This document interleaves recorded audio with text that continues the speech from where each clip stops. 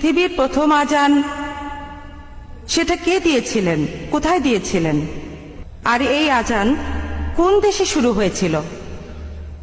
বোন, আপনি প্রশ্ন করলেন যে আজানের উৎপত্তি কিভাবে হয়েছে, কোন দেশে হয়েছে, আর সেটা কিভাবে শুরু হয়েছে। বোন, আজান শুরু হয়েছিল আরব দেশে, আরবের মদিনায়।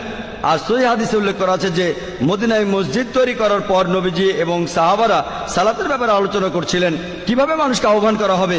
কেউ কেউ বলল ড্রাম বাজাও, কেউ বা বলল শাক বাজাও, এক একজন এক এক কথা বলল। হাদিস বলছে তখন একজন লোক, সেই লোক তার স্বপ্নের মধ্যে আজান শুনল। সে শুনল আজানের আওয়াজ, যেটা আমি আগে বলেছিলাম মানুষের কণ্ঠে।